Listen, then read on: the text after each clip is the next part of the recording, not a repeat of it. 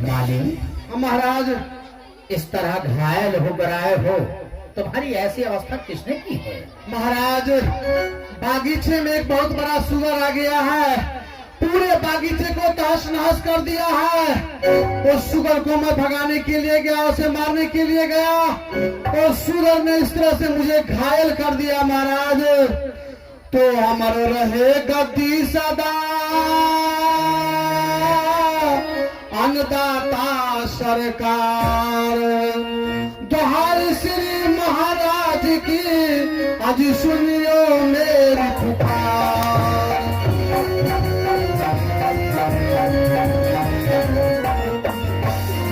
सुनियो मेरी पुकार, बाग में गजब भयो भारी है, एक सूरज ने आई उजारी, अरे सिगरी फुलवारी है।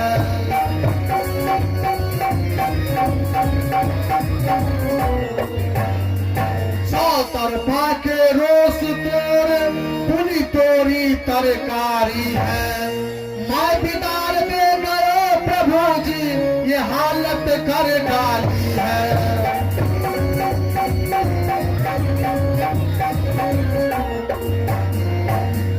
दरक तल की खुद लैया जी, तोड़ दी लरम कलैया जी।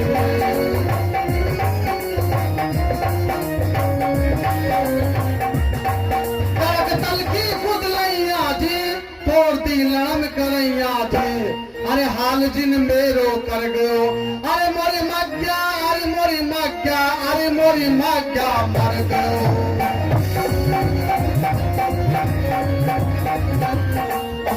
हाँ महाराज, आप चल करके उस सुअर को मारिए, पूरे बागीचा को तहस नहस कर दिया है, सारा साग सब्जी जो है वो बर्बाद कर दिया है महाराज। माली, इस समय तुम चाहते हो कि मैं उस वारा का शिकार जाकर करूं? हाँ महाराज। जरा अस्ताचल की ओर निगाहें उठाकर देखो, भगवान सूर्य अस्ताचल को जा चुके हैं, और संध्या के समय किसी जीव को मारना महान पाप होता है। इस समय मैं तुम्हारी कोई सहायता नहीं कर सकता। हाँ, प्रातः काल उस वारा को अवश्य देखूंगा कि वो कैसा बलनकारी बारा है जिसने माली को घायल कर दिया, बागीचा उजाड़ दिया। कल प्रातः काल होते ही मैं उस वारा का शिकार करने जाऊंगा, परंतु इस समय नहीं, क्योंकि समय है सायंकाल का, ले पंछी विश्राम, अभी जो मारो जीव तो पातक लगे तमाम। पातक लगे तमाम, समझ ले गुस्सा भारी को, अरे क्यों करता परवाह माली, उजर जान दे फुलवारी को।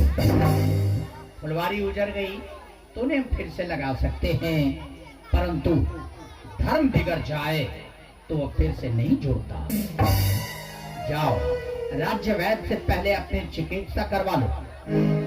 जो आ गया महाराज। आदेश पाल। जी जी।